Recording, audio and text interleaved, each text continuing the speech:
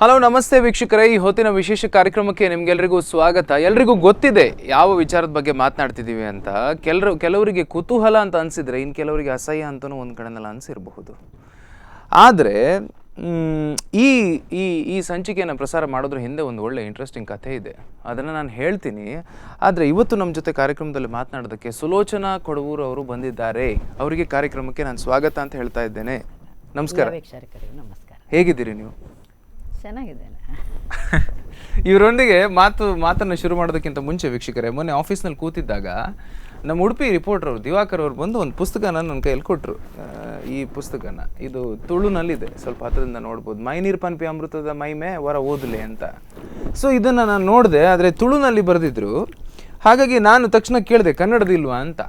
ಆದರೆ ಇದರಲ್ಲಿದ್ದಂಥ ಅವರ ಈ ಪುಸ್ತಕದ ಕರ್ತರು ಇವರೇ, ಸುಲೋಚನಾ ಮೇಡಮ್ ಅವರು. ಅವರ ದೂರವಾಣಿ ಸಿಕ್ತು ನನಗೆ. ಇಮಿಡಿಯೇಟ್ಲಿ ಫೋನ್ ಮಾಡಿದೆ, ಅವ್ರ ಫೋನಿಗೆ ಸಿಕ್ಕಲಿಲ್ಲ. ಆಗ ನನಗೆ ಕುತೂಹಲ ಜಾಸ್ತಿ ಆಯ್ತು, ಇವ್ರ ಫೋನಿಗೆ ಸಿಕ್ಕಲಿಲ್ಲ ಅಂತ.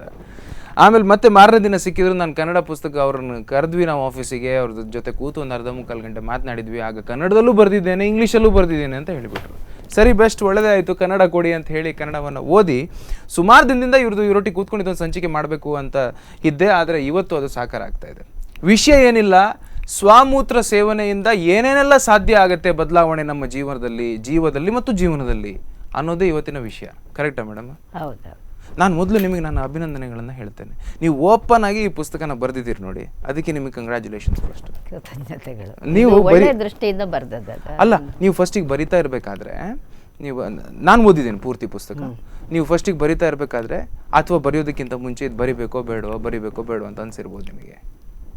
ಸುಮಾರು ಎಕ್ಸ್ಪೀರಿಯನ್ಸ್ ಆದಮೇಲೆ, ನನಗೆ ಅನುಭವಗಳು ತುಂಬ ಸಿಕ್ಕಿದ ಮೇಲೆ, ಅದರಲ್ಲಿ ನಾನು ಸಕ್ಸಸ್ ಕೂಡ ಆದ ಮೇಲೆ ತುಂಬ ಒತ್ತಡ ನನಗೆ ನನ್ನ ಯಾರು ಪೇಷಂಟ್ಗಳಿದ್ದಾರೆ, ರೋಗಿಗಳು, ಅವರಿಂದ ಬಂತು ಇದನ್ನೊಂದು ಬರೀರಿ ಅಂತ. ಆದರೆ ಅದಕ್ಕೊಂದು ದಾಖಲೆ ಇಲ್ಲದೆ ಬರೆಯೋದು, ಆಮೇಲೆ ಅದು ಇದಕ್ಕೆ ಸಿಕ್ಕಿಕೊಳ್ಳೋದು, ಅದೆಲ್ಲ ಬೇಡ ಅಂತ ಸುಮ್ಮನೆ ನಾನು ಅಷ್ಟೊಂದು ಅದರ ಬಗ್ಗೆ ಜಾಸ್ತಿ ಗಮನ ಕೊಟ್ಟಿರಲಿಲ್ಲ. ಮುಂದುವರಿಸ್ತಾ ಬಂದೆ. ಯಾವಾಗ ನನಗೆ ಎವಿಡೆನ್ಸ್ ಒಂದು ಸಿಗ್ತದೆ ಆವಾಗ ನೋಡೋಣ ಅಂತ ಇತ್ತು. ಮತ್ತೆ ನನ್ನ ಉಡುಪಿಯಲ್ಲಿಯೇ ತುಂಬ ದೊಡ್ಡ ದೊಡ್ಡ ಮನುಷ್ಯರು, ತುಂಬ ಕಲ್ತವರು, ಎಜುಕೇಟೆಡ್ ಕೂಡ ನನ್ನ ಪೇಷಂಟ್ಗಳಾಗಿ ವರ್ಷಾನುಗಟ್ಟಲೆ ಈ ಟ್ರೀಟ್ಮೆಂಟಲ್ಲಿ ಇದ್ದವರು ಇದ್ದಾರೆ. ಖಂಡಿತ. ಒಂದು ಹೇಳಬೇಕಂದ್ರೆ ಡಾಕ್ಟರ್ ನಾರಾಯಣ ರಾಯರು, ಪಿ ನಾರಾಯಣ ರಾಯರು, ನಮ್ಮ ಬಳಕೆದಾರ ವೇದಿಕೆಯವರು. ಅವರು 14 ವರ್ಷ ನನ್ನ ಗೈಡೆನ್ಸ್ ತಗೊಳ್ತಾನೇ ಇದ್ರು. ಹಾಗೆ ನನಗೆ ಒಂದು ಆಶ್ಚರ್ಯ ಆಯ್ತು ಅಂದರೆ ಅವರದ್ದು ವಿಷಯದಲ್ಲಿ, ಇದರಲ್ಲಿ ನಾನು ಓದಿದ ಪ್ರಕಾರ ಅಥವಾ ನಾನು ಸ್ಟಡಿ ಮಾಡಿದ ಪ್ರಕಾರ, ವೇದಗಳಲ್ಲೆಲ್ಲ ಹೇಳಿದ ಪ್ರಕಾರ, ಯಾರು ಇದನ್ನು 12 ವರ್ಷ ನಿರಂತರವಾಗಿ ಸೇವನೆ ಮಾಡ್ತಾರೋ ಅವರು ಹೇಳಿದ ಮಾತು ಸುಳ್ಳಾಗಲ್ಲ, ಅದು ಸತ್ಯ ಆಗ್ತದೆ ಅಂತ. ಅದೇನು ಮಿರಾಕಲ್ ಅಲ್ಲ ಅಥವಾ ಪವಾಡ ಏನಲ್ಲ. ನಮ್ಮ ಬಾಡಿ, ಮೈಂಡ್ ಆ್ಯಂಡ್ ಸೋಲ್, ಈ ಮೂರನ್ನು ಸಹ ಅದು ಪ್ಯೂರಿಫೈ ಮಾಡ್ತಾ ಹೋಗುತ್ತೆ. ಸೊ ಮೂರು ಸಹ 100% ಪ್ಯೂರಿಫೈ ಆಗ್ತಾ ಹೋದಾಗ ಆ ಮನುಷ್ಯ ಅಷ್ಟು ಒಳ್ಳೆಯವನಾಗಿ ಆಗ್ತಾನೆ. ಅಂಥದ್ದು ಅವನು ನಿಯರರ್ ಟು ಗಾಡ್. ಅವ ಹೇಳಿದ್ದಾಗ್ತದೆ. ಹಿಂದೆ ಋಷಿಮುನಿಗಳು ವರ ಕೊಡ್ತಿದ್ರು, ಶಾಪ ಕೊಡ್ತಿದ್ರು, ಅದಾಗ್ತಿತ್ತು ಅಂತ ಹೇಳ್ತಿರಲ್ಲ. ಅದು ನನಗೆ ನಾರಾಯಣ ರಾಯರ ಒಂದು ಘಟನೆಯಿಂದ ಅದು ಇರಬಹುದು ಅಂತ ನನಗೆ ಕನ್ಫರ್ಮ್ ಆಯಿತು. ಯಾಕಂದರೆ ಅವರು ಸಾಯುವ ಮುಂಚಿನ ದಿನ ನನಗೆ ಒಂದು ಫೋನ್ ಕರೆ ಮಾಡಿ, ನನಗೆ ನಿಮ್ಮ ಹತ್ರ ಮಾತಾಡಬೇಕು ಬನ್ನಿ ಅಂತ ಕರೆದು, ನನ್ನೊಂದಿಗೆ 1 ಗಂಟೆ ಕಳೆದು, ಕೆಲಸದವರು ಹೊರಟಾಗ ಅವರು ಒಂದು ಹಾಲು ತರಿಸಿ ಅದನ್ನು ನನಗೆ ಕೊಟ್ಟು ಕುಡಿಲೇಬೇಕು ಅಂತ ಆಗ್ರಹ ಮಾಡಿದರು. ಮಾರನೇ ದಿವಸ ನನಗೆ ಗೊತ್ತಿಲ್ಲ ಅವರು ಸಾಯ್ತಾರದು. ವೆರಿ ನೆಕ್ಸ್ಟ್ ಮಾರ್ನಿಂಗ್ ಈ ಪಾಸ್ಟ್ ಅವೇ, ಅವರು ತೀರ್ಕೊಂಡ್ರು. ಅವಾಗ ನಾನು ಅನಿಸಿದೆ, 14 ವರ್ಷದಿಂದ ಅವರು ಸೇವನೆ ಮಾಡ್ತಾ ಇದ್ದಾರೆ, ಅವರಿಗೆ ಗೊತ್ತಿತ್ತು ಏನೋ ಅಂತ. ಯಾಕಂದರೆ ಅವರು ಒಂದು ಅವರ ಕೆಲಸದ ಹೆಂಗಸಿಗೆ ಸಹ ಒಂದು ವಿಲ್ ಬರೆದು ಎಷ್ಟೋ ಅಮೌಂಟನ್ನು ಇಟ್ಟಿದ್ದಾರೆ ಅಂತ ಆಮೇಲೆ ನನಗೆ ಗೊತ್ತಾಯಿತು. ಸೊ ಮೇ ಬಿ ಅವರಿಗೆ ಮುನ್ಸೂಚನೆ ಸಿಕ್ಕಿದೆ. ಮೇಡಮ್, ಅವ್ರು ಮುಂಚೆ ಏನು ಮಾಡ್ಕೊಂಡಿದ್ರಿ? ನಾನು ಟೀಚರ್ ಆಗಿದ್ದೆ. ಓಕೆ. ನಾನು ಟೀಚರ್ ಆಗಿದ್ದು ಕೂಡ ಒಂದು ಇದರಿಂದ, ನನಗೆ ನನ್ನ ತಂದೆ ಕೂಡ ಕೃಷ್ಣ ಹೈಸ್ಕೂಲ್ನಲ್ಲಿ ಅಧ್ಯಾಪಕರಾಗಿದ್ದವರು. ಆಗ ನನಗೆ ಬೇರೆ ಸಿಂಡಿಕೇಟ್ ಬ್ಯಾಂಕಿನಲ್ಲಿ ಪೈ ಫ್ಯಾಮಿಲಿಗೆ ಭಾಳ ಹತ್ತಿರ ಇದ್ದವರು ನನ್ನ ತಂದೆ. ನಾಳೆನೇ ನನಗೆ ಬೇಕಾದರೆ ಕೆಲಸವೇ ಮಾಡಬೇಕಂದ್ರೆ ನಾನು ಹಠ ಮಾಡಿದಾಗ ನನಗೆ ನಾಳೆನೇ ಆರ್ಡರ್ ತರ್ತೇನೆ ಹೇಳಿದರು. ನನಗೆ ಬೇಡ, ನಾನು ಸಣ್ಣ ಮಕ್ಕಳೊಟ್ಟಿಗೇ ಇರಬೇಕು ಅಂತ ಹೋದವಳು, ಬಯಸಿ ಹೋದವಳು. ಅದರಿಂದ ಎಷ್ಟೇ ಸಮಸ್ಯೆಗಳು ಬಂದರೂ ಸಹ ಅದರಲ್ಲಿ ಕಂಪ್ಲೀಟ್ ಮಾಡಿ ನನ್ನ ಸರ್ವಿಸನ್ನು ಹೊರಗೆ ಬಂದೆ ನಾನು. ಸೊ ವೀಕ್ಷಕರೇ ನೋಡಿ, ಈ ಪುಸ್ತಕದ ಹೆಸರು ಸ್ವಮೂತ್ರ ಎಂಬ ಅಮೃತದ ಮಹಿಮೆ, ಒಮ್ಮೆ ಓದಿ ಅಂತ ಮೇಡಮ್ ಅವ್ರು ಕೊಟ್ಟಿದ್ದಾರೆ. ಇದರಲ್ಲಿ ಹೆಚ್ಚು ಕಡಿಮೆ ಒಂದು 95 ಪುಟಗಳಿದೆ. ಕರೆಕ್ಟ್ ಅಲ್ಲ ಮೇಡಮ್? 95 ಪೇಜಸ್ ಅಷ್ಟೇ. 95 ಪೇಜಸ್ ಇದೆ ಇದರಲ್ಲಿ. ಒಂದು ಸಣ್ಣ ಪುಸ್ತಕ. ಆ್ಯಕ್ಚುಲಿ ಇದರಲ್ಲಿ ಇದ್ರದ್ದು ಮುಖಪುಟ ಹೇಗಿದೆ ಅಂತಂದರೆ, ಒಂದು ತಾಯಿ, ಇದು ತಾಯಿ ಅಂತ ನಾನು ಭಾವಿಸ್ತೇನೆ, ಇದು ತಾಯಿ ಮಗನ ಮೂತ್ರವನ್ನ ಒಂದು ಲೋಟದಲ್ಲಿ ಹಿಡಿದು ಆತನಿಗೆ ಕುಡಿಸುವಂಥದ್ದು. ಮತ್ತೆ ಅದರ ಕೆಳಗಡೆ ಒಂದು ದನ ನಿಂತಿದೆ, ದನದ ಹಿಂದ್ಗಡೆ ಕರು ನಿಂತಿದೆ, ದನ ಮೂತ್ರ ಮಾಡ್ತಾ ಇರುವಂಥದ್ದು ಒಂದು ಚಿತ್ರ ಇದೆ, ಕರು ಅದನ್ನ ಸ್ವೀಕರಿಸ್ತಾ ಇದೆ ಮೂತ್ರವನ್ನ. ಇದು ಹೀಗೆ ನೋಡಿದಾಗ ಗೊತ್ತಾಗ್ತದೆ ಇದು ಮೂತ್ರವನ್ನು ಕುಡಿಯುವಂತಹದ್ದು, ಅದಕ್ಕೆ ಸಂಬಂಧಪಟ್ಟಂತ ಒಂದು ಪುಸ್ತಕ ಅಂತ ಹೇಳಿ. ಮೇಡಮ್ ಅವರು ಇದ್ರ ಒಳಗಡೆ ತಮ್ಮ ಜೀವನದ ಉದ್ದಕ್ಕೂ ಸುಮಾರು 25-30 ವರ್ಷದ ಅವರ ಅನುಭವವನ್ನ ಅಲ್ಲಿ ಬರಿತಾ ಹೋಗ್ತಾರೆ.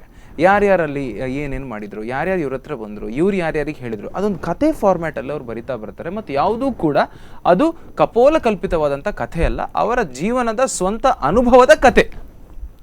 ಹಾಗಾಗಿ ಈ ಪುಸ್ತಕ ಬಹಳ ಇಂಟ್ರೆಸ್ಟಿಂಗ್ ಆಗಿದೆ. ನನ್ನ ತಾಯಿ 2 ಗಂಟೆಲಿ ಓದಿ ಮುಗಿಸ್ಬಿಟ್ಟಿದ್ದಾರೆ. ಹೌದು, ಬರೀಲಿಕ್ಕೆ ನನಗೆ ಸ್ವಲ್ಪ ಏನು ಕಷ್ಟ ಆಗಲಿಲ್ಲ. ಒಂದು ಸ್ವಲ್ಪ ಸೆಟ್ ಮಾಡಲಿಕ್ಕೆ ಸ್ವಲ್ಪ ಹಿಂದೆ ಮುಂದೆ ಯಾವುದನ್ನು ಹಾಕಬೇಕು. ಮತ್ತು ನಾನೊಂದು ಅಧ್ಯಾಪಕಿ ಆಗಿರೋದ್ರಿಂದ ಅದನ್ನೊಂದು ಚಂದದ ಒಂದು ಮನೆಯಲ್ಲಿ ಒಂದು ಭಗವದ್ಗೀತೆ ಇದ್ದಾಗೆ ಅದೊಂದು ಗೈಡ್ ಬುಕ್ ಥರ ಇರಬೇಕು. ಯಾರೇ ಓದಿದವರಿಗೆ ಅದನ್ನು ತೆಗೆದು ಬಿಸಾಡೋದಲ್ಲ, ಇದು ಬೇಕು ಮನೆಯಲ್ಲಿ ಇಟ್ಟುಕೊಳ್ಳಿಕ್ಕೆ ಅಂತ ಹೇಳುವ ದೃಷ್ಟಿಯಲ್ಲಿ ಒಂದು ಸ್ವಲ್ಪ ಪೀಠಿಕೆ ಇದು ಹೇಗೆ ಬಂತು. ಆಮೇಲೆ ಮಧ್ಯದಲ್ಲಿ ನನ್ನ ಅನುಭವಗಳು, ನಾನು ಡೀಲ್ ಮಾಡಿದ ಪೇಷಂಟ್ಗಳದ್ದು ಸಹ ಕೆಲವು ಘಟನೆಗಳನ್ನು ಕೊಟ್ಟಿದ್ದೀನಿ. ಆಮೇಲೆ ನಾನು ಭಾಷಣಗಳಿಗೆ ಇದರಿಂದ ಟಾಕಿಗೆ ಹೋಗ್ತೇನೆ. ನಾನು ಇದರ ಮಾತಿಗೆ ಏನೆಲ್ಲ ಪ್ರಶ್ನೆಗಳು ಕೇಳ್ತಾರೆ, ಜನ ಕೇಳಿದ್ದಾರೆ, ಏನೆಲ್ಲ ನನ್ನನ್ನು ಅಲುಗಾಡಿಸಿದ್ದಾರೆ, ಇದಕ್ಕೆಲ್ಲ ಉತ್ತರ ಕೊಟ್ಟದನ್ನು ಸ್ವಲ್ಪ ಕೊಟ್ಟಿದ್ದೇನೆ ಅಷ್ಟೇ. ಯಾಕಂದ್ರೆ ತುಂಬಾ ಮಾಡಿದ ಒಂದು 600 ಪುಸ್ತಕ ಮಾಡ್ಬೋದು. ಈಗಿನ ಒಂದು ವಾತಾವರಣದಲ್ಲಿ ಅದನ್ನು ಓದುವಷ್ಟು ಪೇಷನ್ಸ್ ಕೂಡ ಇರುವುದಿಲ್ಲ, ನನಗೂ ಕೂಡ ತುಂಬಾ ಹಣ ವ್ಯಯ ಮಾಡುವಷ್ಟು ನನ್ನ ಹತ್ರ ಇಲ್ಲ. ಸೊ ಅದನ್ನು ಒಂದು ಜನರಿಗೆ ಮುಟ್ಟಿಸ್ಬೇಕು ಎನ್ನುವ ತುಡಿತದಿಂದ ಬರೆದಂತದ್ದು ಇದು. ಒಂದು 30 ಉದಾಹರಣೆ ಆದ್ರೂ ಕೊಟ್ಟಿದ್ದೀರಿ ನೀವು ಇದರಲ್ಲಿ, ಬೇರೆ ಬೇರೆ ತರಹದ ಒಂದು 30 ಉದಾಹರಣೆ ಇದರಲ್ಲಿ. ಇನ್ನು ಇದರಲ್ಲಿ ಒಂದು 300ಕ್ಕೂ ಮಿಗಿಲದ್ದು ಇರ್ಬೋದು ನನ್ನ ಹತ್ರ, ಸಣ್ಣ ಪುಟ್ಟದೆಲ್ಲ ಸೇರಿಸಿದ್ರೆ ಅಷ್ಟಿರ್ಬೋದು. ಅದು ಚಿಕ್ಕದನ್ನೆಲ್ಲ ಕಡ್ಲಿಲ್ಲ ನಾನು. ಆಯ್ತು, ಈ ಸಂದರ್ಭದಲ್ಲಿ ನಾನು ಹೇಳಬೇಕಾಗಿರೋದು, ಇಲ್ಲಿ ನೆನಪು ಮಾಡ್ಕೊಳ್ಬೇಕಾಗಿರೋದು ನಿಮ್ಮ ಅಜ್ಜಿಯನ್ನ. ಖಂಡಿತ ನಾನು ಅದಕ್ಕೆ ಆ ಪುಸ್ತಕವನ್ನು ಅವರಿಗಾಗಿ ಅರ್ಪಿಸಿದ್ದೇನೆ. ಬಹಳ ಕಷ್ಟಪಟ್ಟು ಅವರದೊಂದು ಫೋಟೋ ಸಹ ನಮ್ಮ ಹತ್ರ ಇರಲಿಲ್ಲ ಸುರಿಗೆ. ಬಾಂಬೆಯಿಂದ ಒಂದು ತಿಂಗಳು ಕಾದು ತರಿಸಿ ಅವರದ್ದು ಹಾಕಿದ್ದೇನೆ. ಯಾಕಂದ್ರೆ ನನಗೆ ಇನ್ಸ್ಪೈರ್ ಮಾಡಿದವರು ಪ್ರಥಮವಾಗಿ ನನ್ನ ಅಜ್ಜಿ. ಹೌದು, ಎಸ್, ಅಜ್ಜಿಯಿಂದನೇ ಇದೆಲ್ಲ ಬಂತು. ಅಜ್ಜಿ ಏನೇನೆಲ್ಲ ಮಾಡ್ತಾ ಇದ್ರು. ನನಗೆ ಹಾವು ಕಚ್ಚಿದ ಇನ್ಸಿಡೆಂಟು ಅದೆಲ್ಲ ಈಗ ಓದಿದ್ದೆಲ್ಲ ನೆನಪಿಗೆ ಬರ್ತಾ ಇದೆ. ಮತ್ತೆ ಇನ್ನೊಂದೇನು ಗೊತ್ತಾ ವೀಕ್ಷಕರೇ, ಇದರಲ್ಲಿ ಹೆಚ್ಚಿಗೆ ಎಲ್ಲವೂ ಕೂಡ ಎಕ್ಸಾಂಪಲ್ಸ್ಗಳು ಅಂತಂದ್ರೆ ಉದಾಹರಣೆಗಳಾಗಿರೋದ್ರಿಂದ ಆ ಉದಾಹರಣೆಗಳನ್ನ ನೀವು ಓದ್ತಾ ಹೋದಾಗೆ, ಅದನ್ನು ಓದಿದಾಗ ನಿಮ್ಮ ಮೈಂಡಲ್ಲಿ ಮನಸ್ಸಿನಲ್ಲಿ ಒಂದು ಪಿಕ್ಚರ್ ಬರ್ತದೆ, ಆಸ್ಪತ್ರೆಯ ಪಿಕ್ಚರ್ ಬರ್ತದೆ ಉದಾಹರಣೆ. ಯಾಕಂದ್ರೆ ಇದನ್ನು ಕಷ್ಟಪಟ್ಟು ಬರ್ದಿಲ್ಲ ನಾನೇನು ಮಾಡಿದ್ದೇನೆ, ಆ್ಯಸ್ ಇಟ್ ಈಸ್ ನನಗೆ ಸತ್ಯ ವಿಚಾರ ಇದ್ದದನ್ನು ಬರಿತಾ ಹೋಗಿದ್ದೇನೆ. ಯಾಕಂದರೆ ಬರೆಯುವಂಥದ್ದು ನನಗೆ ಹೊಸ್ತೇನಲ್ಲ, ನಾನು ಮೊದಲು ಸಹ ಇದನ್ನು ಲೇಖನಗಳನ್ನು ಬರೆಯುವ ಹವ್ಯಾಸಿ, ಸ್ವಲ್ಪ ಬರೆದಿದ್ದೇನೆ.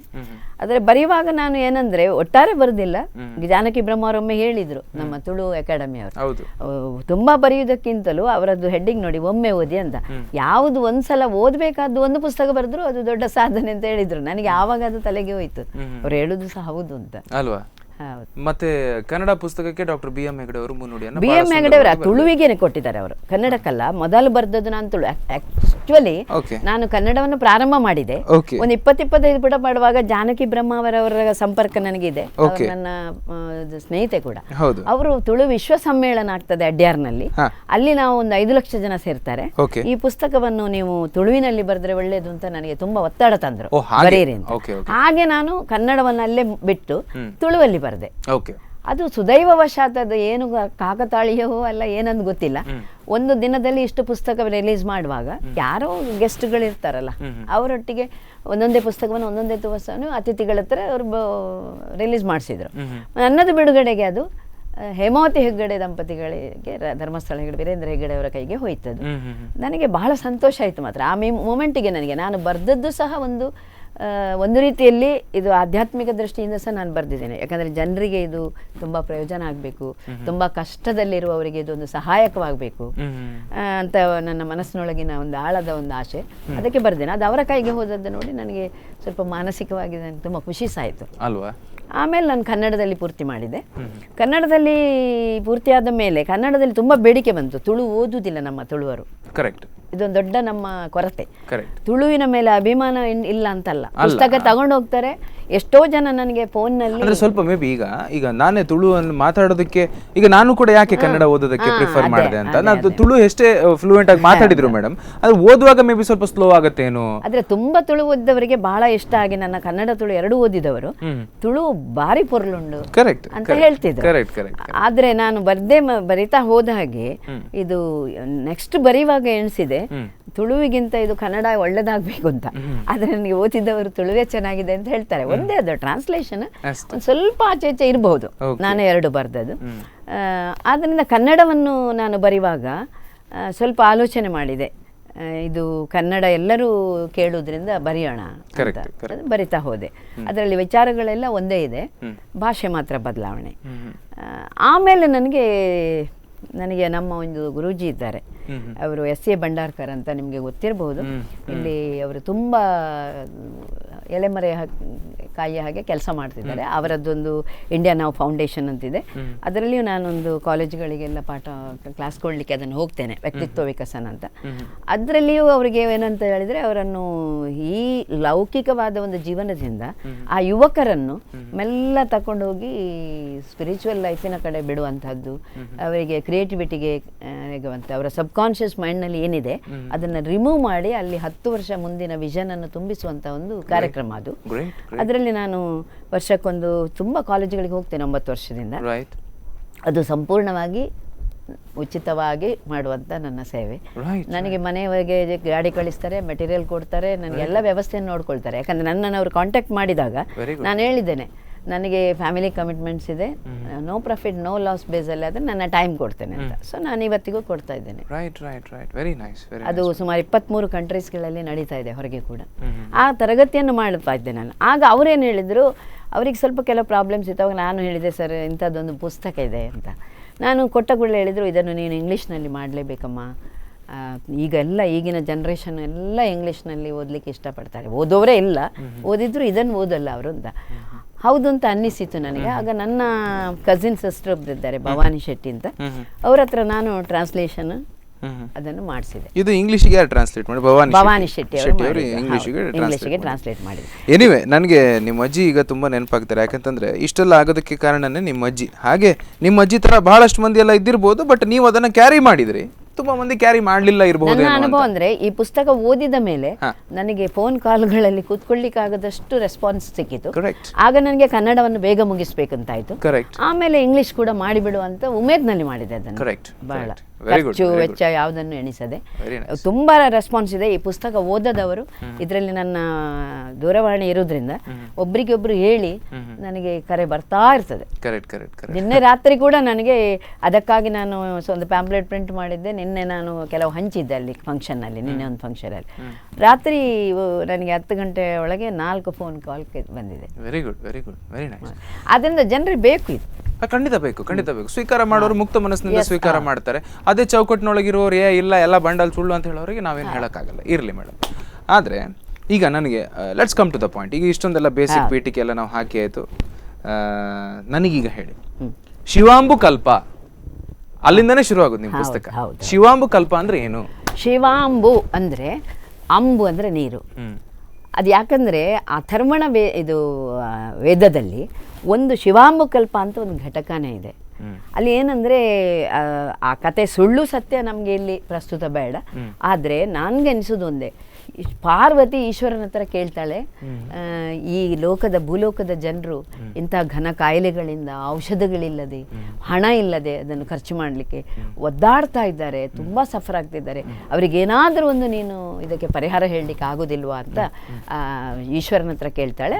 ಆಗ ಈಶ್ವರ 117 ಕನ್ಫ್ಯೂಷನ್ ಒಮ್ಮೆ 107 ಶ್ಲೋಕಗಳ ಮೂಲಕ ಏನೇನಂತೇಳಿ ಅದನ್ನು ಈ ಪಾರ್ವತಿಗೆ ಹೇಳ್ತಾನೆ. ಎಸ್ ಮೇಡಮ್, ಒಂದು ನಿಮಿಷ ಇಲ್ಲೇ ನಿಲ್ಲಿಸಿ, ಇಲ್ಲಿಂದ ನೀವು ಮುಂದುವರಿಸಿ. ವೀಕ್ಷಕರೇ, ನೀವು ಈ ವಿಶೇಷ ಕಾರ್ಯಕ್ರಮವನ್ನು ನೋಡ್ತಾ ಇದ್ದೀರಿ. ಈಗ ಒಂದು ಸಣ್ಣ ವಿರಾಮದ ನಂತರ ನಮ್ಮ ಈ ಕಾರ್ಯಕ್ರಮ ಮುಂದುವರಿತು.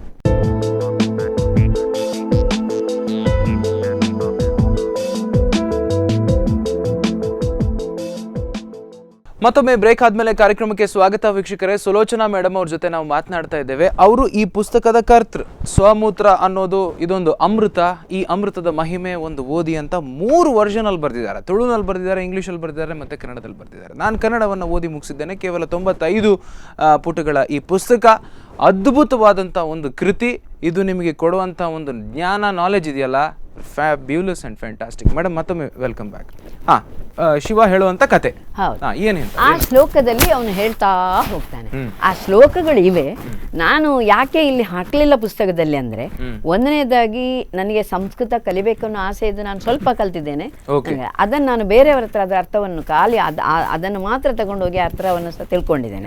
ಇದರಲ್ಲಿ ಹಾಕಿದ್ರೆ ಇನ್ನೂ ಕೆಲವು ಪುಟಗಳು ಜಾಸ್ತಿ ಆಗ್ತದೆ, ಬೇಡ ಅಂತ ನಾನು ಅದನ್ನು ಬಿಟ್ಟಿದ್ದೇನೆ. Okay okay. ಇದು ಶಿವಾಂಬು ಕಲ್ಪು. ಅವರು ಶುರು ಮಾಡೋದೇ ಶಿವಾಂಬು ಕಲ್ಪು. ಓಕೆ. ಈಗ ನೋಡಿ, ಪೂರ್ತಿ ನಿಮ್ಮ ಕತೆ ಪುಸ್ತಕ ಪೂರ್ತಿ ಇದೇ ಆಗಿರೋದ್ರಿಂದ ಅಂದ್ರೆ ಅದರಲ್ಲಿ ಮೊದಲೊಂದು ಹಾಡಿದೆ ನೋಡಿ, ಅದು ಇಡೀ ಪುಸ್ತಕವನ್ನು ಹೇಳ್ತದೆ, ಮಾತಾಡ್ತದೆ. ಖಂಡಿತ ತುಳುವಲ್ಲಿ ಅದು ನನ್ನ ಅರಿಕೆಯ ನಂತರ ಬರ್ತದೆ ಅಂತ ಮೋಸ್ಟ್ಲಿ. ಅಲ್ಲ, ಉಡಲ್ದಿಂಜಿ ಸೊಲ್ಮೆ ಸಂದ ಆದ್ಮೇಲೆ 15ನೇ ಪುಟ. ಸರ್ವ ರುಜಾಪಹಾರಿಣಿ, ಕರೆಕ್ಟ್ ಅಲ್ಲ? ತುಳುವಲ್ಲಿದೆ ಅದು. ಓಕೆ, ಹೇಳ್ತೀರಾ ನೀವು? ಇಲ್ಲ ನಾನು ಖಂಡಿತ ಹೇಳ್ಬಹುದು. ಖಂಡಿತ ನೀವೇ ಹೇಳಿ ಅದನ್ನ. ವೇದೊಲು ಪನ್ಪ ಗ್ರಂಥೋಲು ಪನ್ಪ ಮೇನೀರ್ನ ನಿಕ್ಕಲು ಪರ್ಲೆ ಮಧುಮಾಸ ಬುಡ್ಲೆ ಒಂತಂತೆ ತಿನ್ಲೆ ಆರೋಗ್ಯದ ಗುಟ್ಟುನು ತೆರಿಲೆ ಕಾಯಿಲೆಕ್ಕ ಸಾರ್ಗೆ ಬರಂದಿಲಕ್ಕ ಬೈದಿನ ನಿಸೀಕ್ಲೆನ ಗುಣ ಮಲ್ತೊನ್ಲೆ ಮಾಲಿಸ ಧಾರ ನೇತಿ ಸೇವನೆ ಮಲ್ತದ ಅನುಭವ ಪಡೆತೊನ್ಲೆ ನರಕ ಪನ್ಪರ ಓಲುಂಡವು ಮಂಡೆಡ ಕುಲ್ದಿನ ಭಾಮ ಮೈಂಡ್ ಸೆಟ್ ಕರಕರಿಸಿ ಕುಲ್ಲ ಏಡ್ಸ್ ಕ್ಯಾನ್ಸರ್ಲ ಗುಣಪಿ ಆರೋಗ್ಯ ಧಾಮ ಏರೋ ಮಲ್ತಿನ ಸೀಕ್ಲೆನ್ ಲೆಪ್ಪುನ ಮರ್ದಲೆನ್ ನಂಬುವ ನಮ ಮಾರಿ ರೋಗಲು ಮಾತ ಸೀಕ್ಲ ಗುಣಾಪಿ ಮೈನೇನು ನಂಬುಗ ನಮ ಗಾಂಧಿ ಮುರಾರ್ಜಿ ಶಾಸ್ತ್ರಿಲು ಮಾತ ಪರ್ದೆ ಹೋರಾಟ ಮಲ್ತದೆರು ಪರಂಗಿದಕ್ಲೆನ ಲಾಟಿದ ಪೆಟ್ಟಗ ಮೈನೇರ್ದ ಅಮೃತನು ಪರ್ತೆರು ಗುಟ್ಟುಡು ದೀವಂದೆ ಪಿರ ಅಂಡಂದೆ ಸತ್ಯನು ಮುರಾರ್ಜಿ ಪಂತೆರು ಪಟ್ಟು ಪತದ ಪಂಡಿತೆರುಂದೆನು ಮಲ್ತದ ಸತ್ಯನು ತೂತೆರು. Very nice. ಬಡವೆರೆ ದಿಂಜಿನ ನಮ್ಮ ದೇಶಗು ಉಂದೊಂಜಿ ದೇವೆರೆ ಕೊಡುಗೆ ನಡಪಂದಿನ ಎನ್ಲ ಸರ್ತ ಮುಂತವನ ಶಕ್ತಿ ದೆಂಜಿದಿ ಚಮತ್ಕಾರಿಗೆ ಸಂಶಯನೇ ಸಂಕಪಾಷಣ ಪನ್ಪೆ ಸಾದಿಡುಂಡಿನಿ ದಾಕುದಾರಿಗೆ. ಇಟ್ ಇಸ್ ಟ್ರೂ ಅಲ್ವಾ? ಸರ್ವ ರೋಗೊಲೆಗ್ ನಿಶ್ಚಯದ ಮರ್ದೊಂದು ಬುಡ್ಲೆ ಪೋಡಿಗೆ ಶಿವಾಂಬು ಪನ್ಪಿ ಅಮೃತ ಮೈನೀರೆ ನಮ್ಮ ಸಂಜೀವಿನಿ ವಾವಂಜಿ ಸೀಕಗ್ಲ ರಾಮ ಬಾಣ ಬಂದು ಸರ್ವ ರುಜಾಪಹಾರಿಣಿ ಸರ್ವ ರುಜಾಪಹಾರಿಣಿ. ಎಲ್ಲಿಂದ ಇದು? ಯಾರು ಬರೆದಿದ್ದು? ನಾನೇ ಬರೆದಿದ್ದು. ಅರೇ ವಾ, ಬಹಳ ಚೆನ್ನಾಗಿ ಬರೆದು ಬಿಟ್ಟಿದ್ದೀರಾ. ಪ್ರಾಸಬದ್ಧವಾಗಿ ತುಂಬಾ ಸುಂದರವಾಗಿ. ನಾನು ಕವನ ಬರಿತೇನೆ. ಮೊದಲೊಂದು ಕವನ ಸಂಕಲನ ಸಹ ಇದೆ ನಂದು ಬಿಡುಗಡೆ. ಕನ್ನಡದಲ್ಲಿ ಬೇರೆ ಅದನ್ನ ಬೇರೆದೇ ಮೂಡಬಿದ್ರೆಯಲ್ಲಿ ಅಖಿಲ ಭಾರತ ಸಾಹಿತ್ಯ ಸಮ್ಮೇಳನದಲ್ಲಿ ಬಿಡುಗಡೆ ಮಾಡಿದ್ದಾರೆ ಈ ದಿನ ಬರೋರು. Okay fine. ಈಗ ಬೇಸಿಕ್ ಆಗಿ ಮಾತಾಡೋಣ ಮೇಡಮ್. ನನಗೆ ಒಂದೆರಡು ಅಜ್ಜಿ ಕಥೆಗಳನ್ನ ಹೇಳಿ. ಅಜ್ಜಿ ಮಾಡಿದ್ದು? ಹೌದೌದು, ಅಜ್ಜಿ ಮಾಡಿದ ಅಂದ್ರೆ ಇದರಲ್ಲಿ ಇದೆ. ನೀವು ಈ ಮೂಲಕ ನೀವು ವೀಕ್ಷಕರಿಗೆ ನಾನು ಫಸ್ಟ್ ಮೊದಲು ನೋಡಿದಂದ್ರೆ ಅಜ್ಜಿ, ನಮ್ಗೆ ಇಡೀ ಊರಿಡೀ ಒಂದು ಕಣ್ಣಿಗೆ ಒಂದು ಕಂಟೀಜಿಯಸ್ ಡಿಸೀಸ್ ಬರುತ್ತಲ್ಲ, ಕೋಳಿ ಕಣ್ಣು ಹೇಳ್ತಾರೆ, ಅದು ಸಣ್ಣನಲ್ಲಿ ಬಂದಾಗ ನಮ್ಮ ಮನೆಯಲ್ಲಿ ಸುಮಾರು ನಾವೊಂದು 10 ಜನ ಮಕ್ಕಳು, ಚಿಕ್ಕಮ್ಮನದೊಂದು 5 ಜನ ಮಕ್ಕಳು, ಕೆಲಸದವರು ಒಂದು 10-30 ಜನ 35 ಜನ ಇದ್ದೀವಿ ನಾವು ಒಟ್ಟಿಗೆ. ಆಗ ನಮ್ಮ ಅಜ್ಜಿ ಬೆಳಿಗ್ಗೆ ಹೇಳುವಾಗೆಲ್ಲ ಹಿಕ್ಕೆಗೆ ಹೋಗಿ ಕಣ್ಣೆಲ್ಲ ಮುಚ್ಚಿ ಹೋಗ್ತದಲ್ಲ, ಎಲ್ಲ ಮಕ್ಕಳನ್ನು ಲೈನ್ ನಿಲ್ಲಿಸೋದು ನಮ್ಮ ಅಜ್ಜಿ. ಅವರವರ ಮೂತ್ರ ಮಾಡ್ಲಿಕ್ಕೆ ಹೇಳಿ ಅದರಲ್ಲಿ ತೊಳೆಯುವುದು ಕಣ್ಣನ್ನು ಚಂದ ತೊಳೆದಾದ ಮೇಲೆ ಎಲ್ಲರನ್ನು ಮಲಗಿಸಿ ಅವರವರ ಮೂತ್ರದ ಹನಿಗಳನ್ನು ಕಣ್ಣಿನ ಮೇಲೆ ಹಾಕ್ತಿದ್ರು, ಕಣ್ಣಿನೊಳಗೆ. 3 ದಿವಸದಲ್ಲಿ ನಮಗೆ ಗುಣ ಆಗ್ತಿತ್ತು. ಇದು ನಾನು ಸ್ವತಃ ಅನುಭವಿಸಿದ್ದು ಮತ್ತು ಕಂಡದ್ದು. ಆದ್ರೆ ಊರಿಡಿ ಒಂದು ವಾರ 15 ದಿವಸ ಆದ್ರೂ ಗುಣ ಆಗದವರು ಒದ್ದಾಡ್ತಿದ್ರು. ಅಲ್ಲ, 2 ವರ್ಷದ ಹಿಂದೆ ನನಗೆ ಆಗಿತ್ತು. ಸುಮಾರು ಒಂದು 18-19 ದಿನ ಆಗಿತ್ತು ಅಂದ್ರೆ ಗುಣ ಆಗ್ಲಿಕ್ಕೆ. ಅದೇ ಗೊತ್ತು. ನಾವು ಶಾಲೆಗೆ ನಾನು ಟೀಚರ್ ಆಗಿ ಹೋದ್ಮೇಲೆ ಸಹ ಅದು ಒಂದ್ಸಲ ಬಂದಾಗ ನನ್ನದೊಂದು 3-4 ದಿನದಲ್ಲಿ ಗುಣ ಆಯ್ತು. ಟೀಚರ್ಸ್ ಎಲ್ಲ ಕೇಳುದು, ನಿಮ್ಗೆ ಹೇಗೆ ಗುಣ ಆಯ್ತು, ನಿಮ್ಗೆ ರೋಗ ಆಯ್ತು ಅಂತ. ಹಾಗೆ ಅವರದ್ದು ತಿಂಗಳುಗಟ್ಟಲೆ ಒದ್ದಾಡ್ತಿರ್ತಾರೆ. ಅದೊಂದು ಕತೆ. ಇನ್ನೊಂದು ಉದಾಹರಣೆ, ಇನ್ನೊಂದು ಅದಕ್ಕಿಂತ ಫ್ಯಾಂಟಾಸ್ಟಿಕ್ ಅಂದ್ರೆ ಅದು ನಾಚಿಕೆ ಪಡುವಂತ ವಿಷಯ ಇಲ್ಲ, ಮುಕ್ತವಾಗಿ ಮಾತಾಡೋಣ. ಅದು ಮುಕ್ತವಾಗಿ ಮುಂಚಿನವರು ಬಟ್ಟೆ ಉಡ್ತಿದ್ರು ಒಳಗೆ. ನಾನು ಅಕಸ್ಮಾತ್ ಒಂದಿನ ನೋಡಿದೆ, ಅಜ್ಜಿ ಬಟ್ಟೆ ಉಟ್ಟದ್ದನ್ನು ವಾಶ್ ಮಾಡಿ ಆನಂತರ ಮುಖವನ್ನ ಅದರಿಂದ ಒರೆಸ್ಕೊಂಡ್ರು. ನಾನು ಅವ್ರನ್ನ ಬಿಡ್ಲೇ ಇಲ್ಲ. ಅದ್ಯಾಕೆ ಅದ್ಯಾಕೆ ಅದ್ಯಾಕೆ ಅಂತ ನನಗೂ ಮನಸ್ಸಿನಲ್ಲಿ ಅದು ಗಲೀಜು ಅಂತ. ಹೋಗದಾದ್ಮೇಲೆ ಅದರಿಂದ ಒರೆಸಿಕೊಂಡ್ರು. ಯಾಕಂತ ಅವರ ಬೆನ್ನೆ ಬಿಡ್ಲಿಲ್ಲ. ನಿಂದು ಶುರುವಾಯ್ತು ಅಂತ ಬೈದ್ರು. ಕಡೆಗೆ ಹೇಳಿದ್ರು, ಮುಖದಲ್ಲಿ ಒಂದು ಮಡವೆ ಇಡುವುದಿಲ್ಲ, ಒಂದು ಕಲೆ ಉಳಿಯುವುದಿಲ್ಲ, ಮುಖ ಕ್ಲೀನ್ ಆಗ್ತದೆ, ಸತ್ಯ ವಿಷಯವನ್ನು ಹೇಳಿದ್ರು. ಇದನ್ನು ತುಂಬಾ ಚಿಕ್ಕವಳಿರುವಾಗ ಇದು ಹಾಗೆ ಅಂತ ಸುಮಾರು ಕಥೆಗಳಿದ್ದಾವೆ. ಬೆಳಿಗ್ಗೆ ಹೇಳುದು, ನನ್ನದೊಬ್ಬ ತಮ್ಮ ಈಗಲೂ ಬ್ಯಾಂಗ್ಳೂರ್ನಲ್ಲಿದ್ದಾನೆ, ಅವನನ್ನು ಸಣ್ಣವ, ಅವನನ್ನು ಕರೆದುಕೊಳ್ಳುದು ಒಂದು ಬಿದಿರಿನ ವಾಂಟೆ ಓಟೆ ಬಿದಿರುಂಟಲ್ಲ ಒಳಗೆ, ಅದು ಒಂದು ಗಂಟಲಿಂದ ಇನ್ನೊಂದು ಗಂಟೆನವರೆಗೆ ಅದರ ಒಳಗೆ ಇದು ಪೈಪ್ ತರ ಇರ್ತದೆ. ಅವನನ್ನು ತಕೊಂಡು ಅಂಗಳಕ್ಕೆ ಹೋಗುದು, ಅಲ್ಲಿ ಹುಲ್ಲಿನ ದೊಡ್ಡ ಕುದುರೆ ಇರ್ತದೆ, ಅದರ ಅಡ್ಡ ತಕೊಂಡು ಹೋಗುದು. ನಾನು ದಿನಾ ಇವ್ರು ಎಂತ ಮಾಡ್ತಾರೆ ಇವನನ್ನು ಈಗ ಕರ್ಕೊಂಡು ಹೋಗಿ ಕ್ಯೂರಿಯಾಸಿಟಿ. ಒಂದ್ ದಿವಸ ಬೇಗ ಬೆಳಿಗ್ಗೆ ಎದ್ದು ಒಂದು ಮಾವಿನ ಮರ ಹತ್ತಿ ಕೂತ್ಕೊಂಡೆ. ಇವರು ಅವನ ಹತ್ರ ಮೂತ್ರ ಮಾಡಿಸ್ತಾರೆ. ಅದಕ್ಕೆ ಮೂತ್ರ ಮಾಡಿದ ನಂತರ ಇವರು ಹಟ್ಟಿಗೆ ಹೋಗ್ತಾರೆ ದಿವಸ. ಏನಂತ ನೋಡಿದೆ, ಆಚೆ ಕಡೆಯಿಂದ ಹಟ್ಟಿನ ಬಾಗಿಲಿಗೆ ಬಂದು ಅಟ್ಟ ಹತ್ತಿ ಕೂತೆ. ಎಂತ ಮಾಡ್ತಾನೆ ಕೇಳಿದ್ರೆ ಹೇಳುದಿಲ್ಲ ಅವರು. ಕೂತಗುಡ್ಲೆ ಒಂದು ಎಮ್ಮೆಯ ಕರುವನ್ನು ಹೀಗೆ ಕಾಲಿನ ಮಧ್ಯೆ ಹಾಕೊಂಡು ಅದಕ್ಕೆ ಕುಡಿಸ್ತಾರೆ. ತಕ್ಷಣ ಕೇಳಿದೆ, ಅಬ್ಬಾ ಅದೆಂತಕ್ಕೆ ನೀವು ಕುಡಿಸ್ತಾ ಇದ್ದೀರಿ ಅಂತ. ಆಗ ಅವರು ನನಗೆ ಬೈದ್ರು, ನೀನು ಎಂಥ ಒಂದು ಮನುಷ್ಯರು ಮಾರೈತೆ ನೀನು, ಗಂಡಾಗಬೇಕಿತ್ತು ಹೆಣ್ಣಾಗೋ ಬದಲಂತ. ಆವಾಗ ನನಗೆ ಬಿರು ಸಿಕ್ಕಿತ್ತು. ಹೇಳಿದ್ರು, ಇದಕ್ಕೆ ಹಠ ಮಾಡಿ ಕೇಳಿದಾಗ ಹೇಳಿದ್ರೆ, ಇಲ್ಲ ಅದು ಎಮ್ಮೆ ಕರುಗಳು ಸಾಮಾನ್ಯವಾಗಿ ಬದುಕುವುದೇ ಇಲ್ಲ, ಅದಕ್ಕೆ ಇದನ್ನು ಕುಡಿಸೋದು, ಇದು ಏನು ಸೀಕೆಲ್ಲ ಬರೋದಿಲ್ಲ ಅದಕ್ಕೆ. ಎಲ್ಲ ನೋಡು ಹಟ್ಟಿ ನೋಡು, ಒದ್ರ ಮೂತ್ರ ಎಲ್ಲ ಒಂದು ಕುಡಿದಲ್ವಾ ನೋಡು ಅಂತ ನನಗೆ ಅದನ್ನು ತೋರಿಸ್ಲಿಕ್ಕೆ ಶುರು ಮಾಡಿದ್ರು.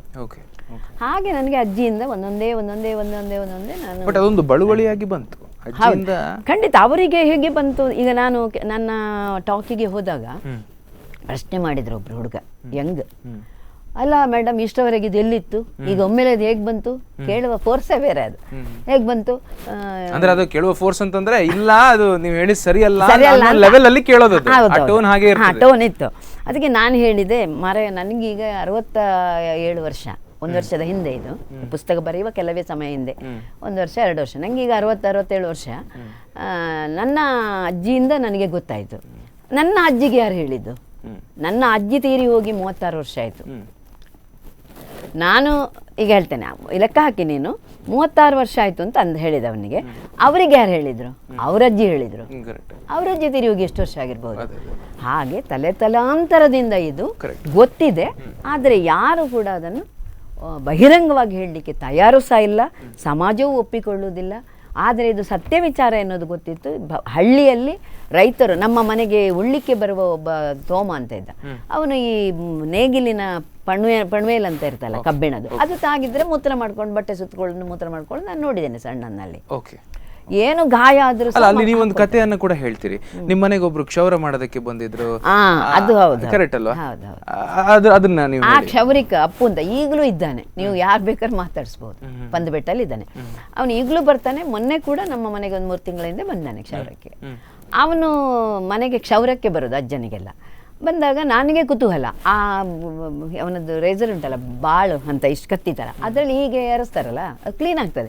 ಒಂದೇ ಸಲ ಇಷ್ಟು ನಯವಾಗಿ ಕ್ಲೀನ್ ಆಗ್ತಾಯಿಲ್ಲ ಅಂತ ನಾನು ಅದನ್ನು ಎಂತ ಇದು ನೋಡು ಅಂತ ಮುಟ್ಲಿಗೆ ಹೋದೆ. ಅವ ಅಯ್ಯೋ ಅಂತ ಹೆದರ್ಕೊಂಡು ಹೇಳಿದ್ಕಂದ, ನಾನು ಬಿಡಲಿಲ್ಲ. ಇಡೀ ಅಂಗೈ ನನ್ನದು ಹೀಗೆ ಆಗಿತ್ತು, ಇಷ್ಟು ಉದ್ದಕ್ಕೆ, ಇಷ್ಟು ಉದ್ದ, ಇಲ್ಲಿಂದಲ್ಲಿವರೆಗೆ ಗಾಯ ಆಯಿತು, ರಾಮರಕ್ತ ಬೊಬ್ಬೆ ಆಯಿತು.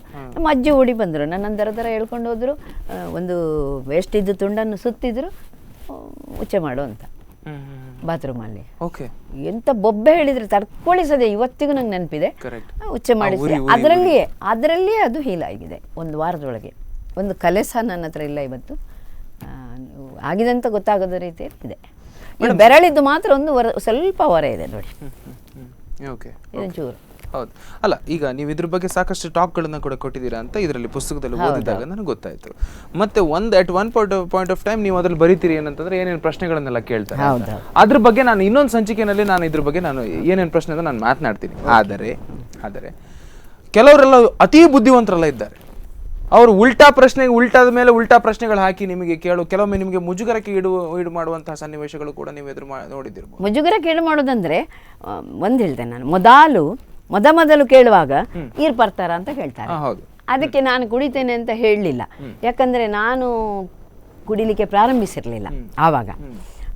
ಆದರೆ ಒಂದೇ ಒಂದು ಎಕ್ಸ್ಪೀರಿಯನ್ಸ್ ಅಂದರೆ ಒಬ್ಬ ಹುಡುಗನ ಕತೆ ಬರ್ದೇನೆ ನಾನು. ಕಾಲನ್ನು ಕಟ್ ಮಾಡಬೇಕು ಅಂತ ಒಬ್ಬರು ಆರ್ಥೋ ಡಾಕ್ಟ್ರು ಹೇಳಿದ್ದು ಸಕ್ಸಸ್ ಆದದ್ದು. ಅವ ನನ್ನ ಸ್ಟೂಡೆಂಟು, ಇವತ್ತಿಗೂ ಅವನು ವಿಜಯ್ ಅಂತ ಬಾಂಬೆಯಿಂದ ಬಂದರೆ ನಾನು ನೋಡದೆ ಹೋಗೋದಿಲ್ಲ. ಅವನಿಗೆ ನೆನಪಿದೆ. ಅವನು ಕುಡಿಲಿಕ್ಕೆ ಕೇಳಲಿಲ್ಲ. ಒಂದೇ ಒಂದು ಮಗು ಅವ ಫ್ಯಾಮಿಲಿಗೆ, ಹರಕೆ ಹೇಳಿ ಎಲ್ಲ ಹುಟ್ಟಿದ. ಅವನಿಗೆ ತಂದೆ ತಾಯಿ ತುಂಬ ಕಷ್ಟದಲ್ಲಿದ್ದರು. ತುಂಬ ಅಂದರೆ ಅವರು ಬಿಲೋ ಪಾವರ್ಟಿ ಲೆವೆಲ್ನಲ್ಲಿದ್ದರು ಆವಾಗ. ಅವ ಏನೂ ಬೀಡಿ ಕಟ್ಟಿ ತಾಯಿ ಸ್ವಲ್ಪ ಸಂಪಾದನೆ ಮಾಡ್ತಿದ್ಲು, ತಂದೆ ಒಂದು ಚಿಮ್ನೆ ಎಣ್ಣೆ ಅಳತೆ ಮಾಡುವ ಕೆಲಸ ಮಾಡ್ತಿದ್ರು ಸೊಸೈಟಿಯಲ್ಲಿ. ಅವ ಏನು ಮಾಡಿದ್ರು ಕೇಳಲಿಲ್ಲ. ಇಂಥ ಸಂದರ್ಭದಲ್ಲಿಯೂ ಕೇಳದಾಗ ನಾನು ಹೇಳಿದೆ, ನನ್ನ ಮೂತ್ರವನ್ನು ನಾನೇ ಕುಡಿದು ತೋರಿಸ್ತೇನೆ. ನಂಬಲಿಲ್ಲ ಅವ. ಅವನಿಗೆ ಭಾಳ ಆಶ್ಚರ್ಯ ಆಯಿತು. ಸತ್ಯ ಹೇಳಬೇಕಂದ್ರೆ ಆ ದಿವಸ ನನ್ನ ಮೂತ್ರವನ್ನು ನಾನು ಫಸ್ಟ್ ಟೈಮ್ ಲೈಫಲ್ಲಿ ಟೇಸ್ಟ್ ಮಾಡಿದ್ದು. ಅವನಿಗೆ ಕುಡಿದು ತೋರಿಸಿದ ಮೇಲೆ ನನ್ನ ಉದ್ದೇಶ ಏನಿತ್ತಂದರೆ ಅವನ ಕಾಲು ಹೇಗೇನಾದರೂ ಮಾಡಿ ಗುಣ ಆಗಬೇಕು, ಆ ಮಗು ಉಳಿಬೇಕು ಅಂತ. ಆ ಉದ್ದೇಶ ನನ್ನನ್ನು ಕುಡಿಸಿತು. ಆ ಕುಡಿದ ಮೇಲೆ ನನಗೆ ಅನ್ನಿಸಿತು ಅವನ ಕಾಲು ಗುಣ ಮಾಡಿದೆ 10 ತಿಂಗಳಲ್ಲಿ. ಆಮೇಲೆ ಅನ್ನಿಸಿತು ಇದು ನಿಜಕ್ಕೂ ಅಮೃತವೇ ಅಂತ. ಓಕೆ. ಸೊ ಮೇಡಮ್ ಅವರು ಸಾಕಷ್ಟು ಉದಾಹರಣೆಗಳನ್ನು ಕೊಡ್ತಾ ಇದ್ದಾರೆ, ಅವ್ರದ್ದೇ ಜೀವನದ ಅನುಭವಗಳನ್ನು ಅವರು ಹೇಳ್ಕೊತಾ ಇದ್ದಾರೆ. ನಾನು ಆ್ಯಕ್ಚುಲಿ ಕೇಳೋದಾದರೆ ಅವ್ರ ಹತ್ರ ನನ್ನ ಹತ್ರ ಸಾವಿರ ಪ್ರಶ್ನೆಗಳಿವೆ ವೀಕ್ಷಕರೇ, ಆದರೆ ನಾನೆಲ್ಲ ಅಪ್ ಟು ದ ಪಾಯಿಂಟ್ ಅಲ್ಲಲ್ಲೇ ಟಚ್ ಮಾಡ್ತಾ ಇದ್ದೇನೆ ಅಷ್ಟೇ.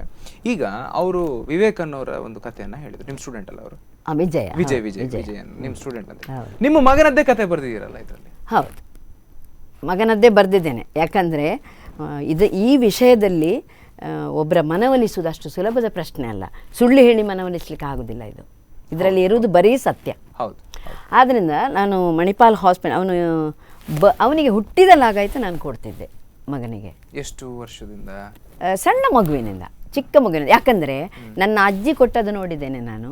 ಆದರೆ ಒಂದು ನಾನು ನೋಡಿದ್ದೇನೆ ಅಂದರೆ ಅದು ಏನೋ ಅದು ಜೆಂಡರ್ ಭಾವನೆಯೋ ಅಂತ ಗೊತ್ತಾಗೋದಿಲ್ಲ. ಗಂಡು ಮಕ್ಕಳು ಹಾಲೆಯಲ್ಲಿ ಮಲಗಿಸಿದಾಗ ಮೂತ್ರ ಮಾಡುವಾಗ ಕೈಯಲ್ಲಿ ಹಿಡಿದು ಕುಡಿಸ್ತಿದ್ರು. ನನ್ನ ಅಜ್ಜಿಗೂ ಅದು ಕುಡಿಸ್ತಿದ್ರು, ನನ್ನ ತಂದೆಯ ಅಕ್ಕ ಒಬ್ಬರು ಹಿಡಿಯರು ಕುಡಿಸ್ತಿದ್ರು, ನೋಡಿದ್ದೇನೆ ನಾನು.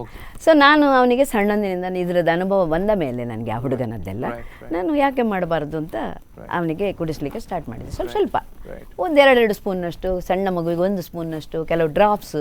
ಅತಿ ಚಿಕ್ಕ ಮಗುವಿಗೂ ಅವನಿಗೆ ಒಂದು ಪ್ರಾಬ್ಲಮ್ ಏನಂದರೆ ಯಾವಾಗಲೂ ಶೀತ ಆಗೋದು. ಶೀತ ಆಗಿ ಮಾರನೇ ದಿನ ಕಫ ಕ್ಲಾಟ್ ಆಗೋದು. ಇದಕ್ಕೆ ಎಷ್ಟು ಡಾಕ್ಟರ್ ಮದ್ದು ಮಾಡಿದ್ರು ನನಗೆ ಅದು ಪ್ರಾಬ್ಲಮ್ ಸಾಲ್ವ್ ಆಗಲಿಲ್ಲ.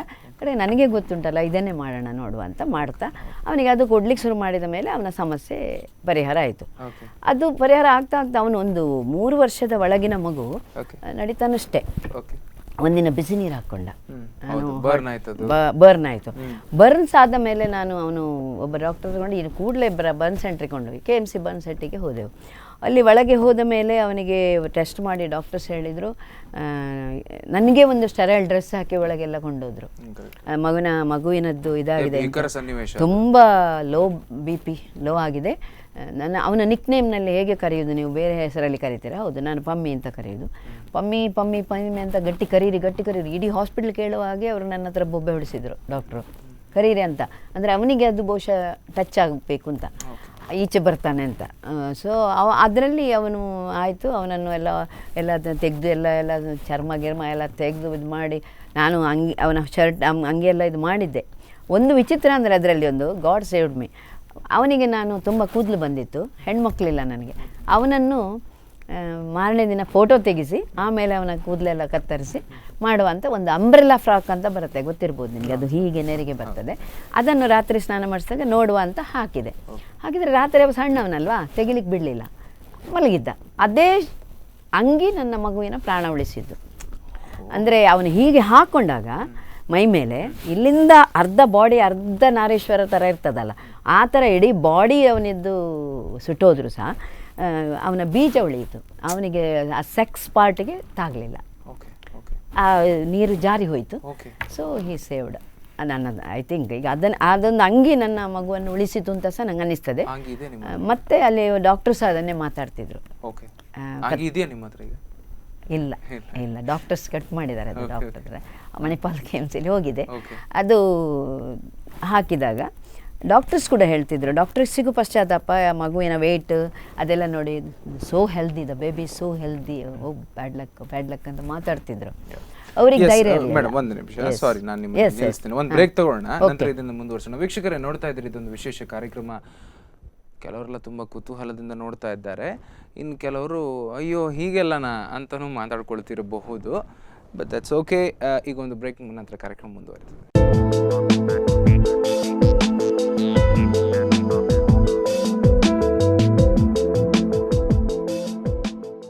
ನಮಸ್ಕಾರ ವೀಕ್ಷಕರೇ, ಮತ್ತೊಮ್ಮೆ ಈ ಸ್ಪೆಷಲ್ ಸಂಚಿಕೆಗೆ ನಿಮ್ಗೆಲ್ರಿಗೂ ಸ್ವಾಗತ. ಸುಲೋಚನಾ ಮೇಡಮ್ ಅವ್ರ ಜೊತೆ ನೀವು ಕೇಳ್ತಾ ಇದ್ದೀರಿ, ಇದೆಲ್ಲವೂ ಕೂಡ ಅವರ ಜೀವನ ಅನುಭವದ ಕಥೆಗಳು. ಮೇಡಮ್ ಅವರೇ, ಮತ್ತೊಮ್ಮೆ ಕಾರ್ಯಕ್ರಮಕ್ಕೆ ಸ್ವಾಗತ. ಡಾಕ್ಟರ್ಗಳೆಲ್ಲ ಮಾತನಾಡ್ತಿದ್ರು, ನಿಮ್ಮ ಮಗ ಆ ಬೆಡ್ಡಲ್ಲಿ ಮಾತು ಬಿಡಿ ಕಣ್ಣು ಓಪನ್ ಮಾಡ್ತಿರ್ಲಿಲ್ಲ ಅಂತ ನೀವು ಕಥೆಯಲ್ಲಿ ಬರೀತೀರಿ. ಅನ್ಕಾನ್ಷಿಯಸ್ ಆಗಿದ್ದ. ಎಸ್. ನಂತರ ನೀವು ಅದನ್ನು ಯು ಆರ್ ವೇಟಿಂಗ್ ಫಾರ್, ಅವನು ಯಾವಾಗ ಮೂತ್ರ ಮಾಡ್ತಾನೆ ಅಂತ ನೀವು ಕಾಯ್ತಾ ಇದ್ರಿ. ಅವನನ್ನು ವಾರ್ಡಿಗೆ ಹಾಕಿದ್ರು. ಅದು ಪೊಲೀಸ್ ಎಲ್ಲ ಬರ್ತಾರೆ, ನಿಮ್ಗೆ ಗೊತ್ತಿದೆ, ಬರ್ನ್ಸ್ ಕೇಸಿಗೆ ಬಂದೆಲ್ಲ ನನ್ನ ಸ್ಟೇಟ್ಮೆಂಟ್ ತಗೊಂಡೋದ್ರು. ಬಟ್ ಡಾಕ್ಟರ್ಸ್ ಯಾರೂ ನನ್ನ ಹತ್ರ ಸರಿಗಟ್ಟು ಮಾತಾಡೋದಿಲ್ಲ. ಯಾಕಂದರೆ ಅವರಿಗೆ ತುಂಬ ಬೇಜಾರಾಗಿದೆ, ತುಂಬ ಹೆಲ್ದಿ ಮಗು. ಡಾಕ್ಟರ್ಸ್ ಕೂಡ ಮನುಷ್ಯರಲ್ವಾ. ನನಗೆ ಆವಾಗಲೇ ಡೌಟ್ ಆಗ್ತಾ ಇದೆ, ಡಾಕ್ಟರ್ಸ್ ಎಲ್ಲ ಯಾಕೆ ಮಾತಾಡ್ತಾ ಇಲ್ಲ ನನ್ನ ಹತ್ರ ಅಂತ.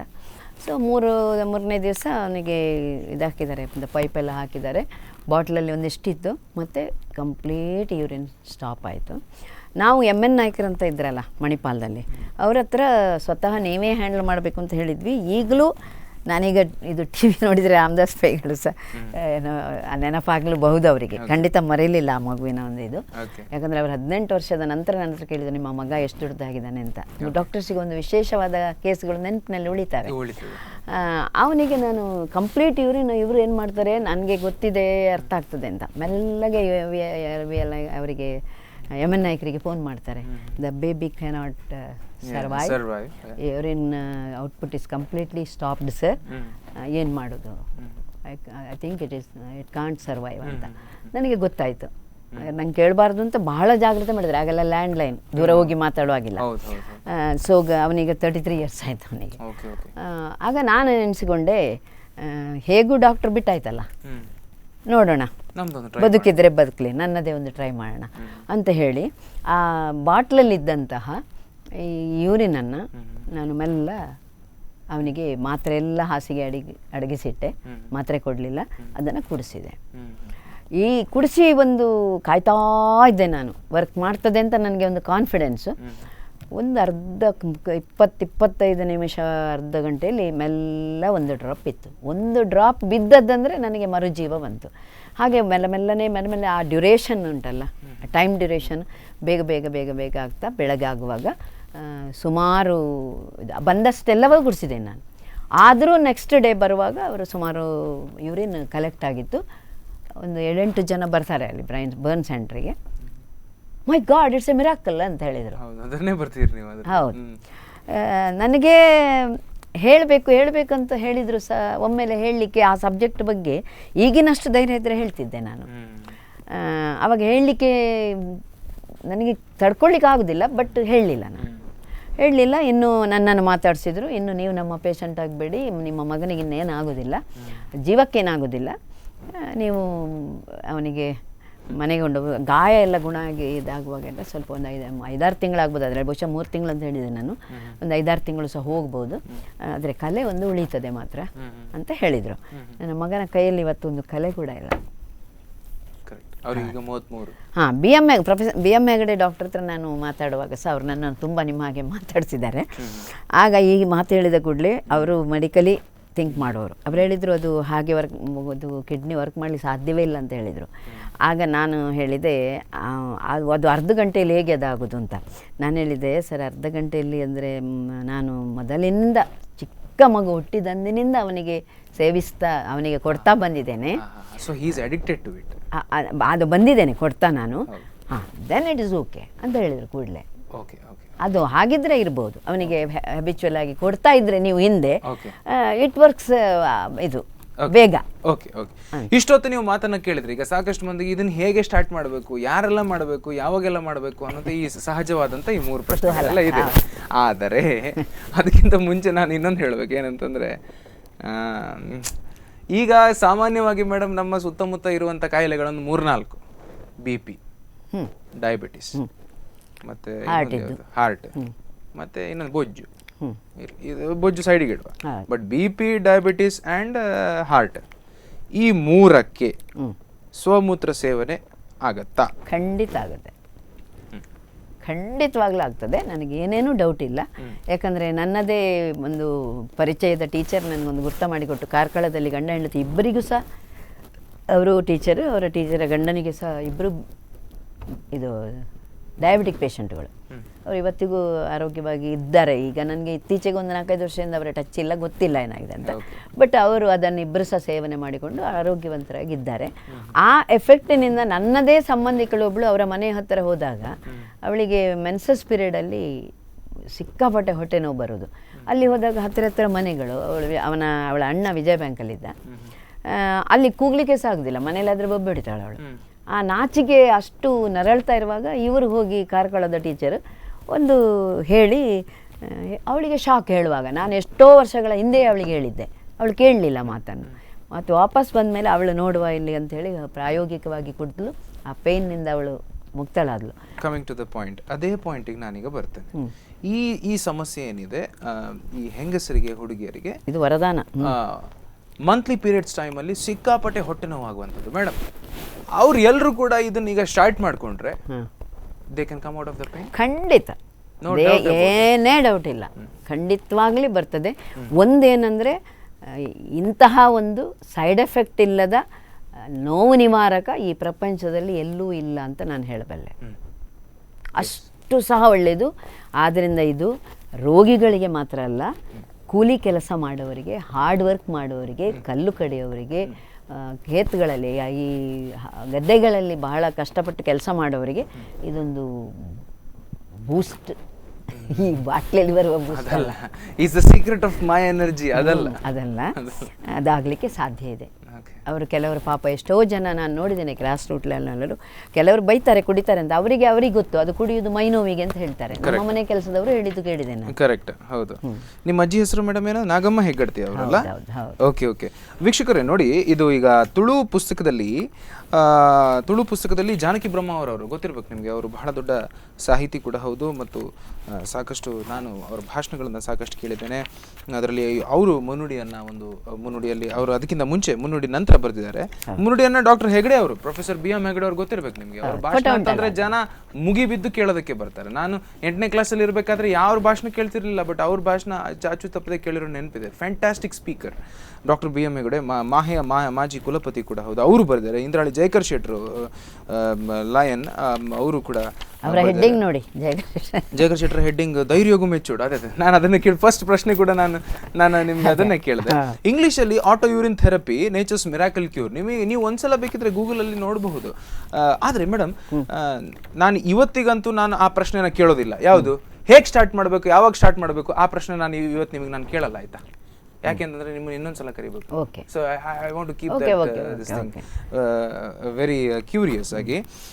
ಈಗ ಒಂದು ನಾನು ಹೇಳಲಿಕ್ಕೆ ಬಯಸ್ತೇನೆ, ಯಾಕೆ ನಾನು BM ಹೆಗ್ಡೆಯವ್ರ ಹತ್ರ ಹೋದದ್ದು ಯಾಕೆ ಅಂದರೆ, ನನಗೆ ಮುನ್ನುಡಿ ಬೇಕೇ ಅಂತ ಹೋದದ್ದಲ್ಲ. ನನಗೆ ನಾನು ಅವರ ಫ್ಯಾನ್. ಅವರೆಲ್ಲ ಲೇಖನಗಳನ್ನು ಓದ್ತೇನೆ, ಅವರೆಲ್ಲ ಸ್ಪೀಚ್ಗಳನ್ನು ಕೇಳ್ತೇನೆ. ಆದ್ದರಿಂದ ನಾನು ಅವರು ನೇಚರಿಗೆ ತುಂಬ ಹತ್ತಿರದ ಮನುಷ್ಯ. ಅದನ್ನು ಎನ್ಕರೇಜ್, ಒಂದು ಇಷ್ಟುದ್ದ ಅವರದ್ದು ಡಿಗ್ರಿ ಇದೆ, ಅದನ್ನೆಲ್ಲ ಇಟ್ಟುಕೊಂಡು ಈ ಥರ ಒಂದು ಒಳ್ಳೆಯ ಒಂದು ಜನದ ಹಿತದೃಷ್ಟಿಯಿಂದ ಇದನ್ನು ಹೇಳುವ ಮನುಷ್ಯ ಅಂದರೆ ನಾನು ಸೇಮ್ ಥಿಂಕಿಂಗ್ ನಂದು. ಸೊ ಆದ್ದರಿಂದ ನಾನು ಹೇಳಿದೆ ಅವರ ಹತ್ರ ಒಂದು ಹೋಗಬೇಕು ಅಂತ ನನಗೆ ಒಂದು ಆಸೆ ಶುರುವಾಯಿತು. ಸೊ ನಾನು ಹೋದೆ, ಇದರದ್ದು ಹಸ್ತಪ್ರತಿ ಅಲ್ಲ, ಇದನ್ನೊಂದು ಟೈಪ್ ಮಾಡಿಸಿ ಒಂದು ಬುಕ್ ಥರ ಮಾಡ್ಕೊಂಡು ಹೋದೆ. ಇಷ್ಟು ಇಡೀ ಪುಸ್ತಕ ಅಲ್ಲ.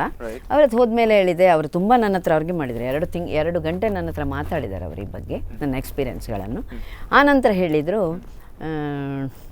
ಇದು ಬರ್ದದಕ್ಕೆ ನಿಮ್ಗೆ ಏನು ಎಕ್ಸ್ಪೀರಿಯನ್ಸ್ ಇದೆ, ನೀವು ಸೇವನೆ ಮಾಡ್ತೀರಾ? ಖಂಡಿತ. ನನ್ನ ಆಕ್ಸಿಡೆಂಟ್ ಆದಲ್ಲಿ ನಾನು ಡಾಕ್ಟರ್ ಹತ್ರ ಹೋಗಿದ್ದೆ, ಆದರೆ ಸತ್ಯ ಹೇಳ್ತೇನೆ 5 ದಿವಸ ನಾನು ಆ್ಯಂಟಿಬಯೋಟಿಕ್ಸ್ ತಗೊಂಡಿದ್ದೆ.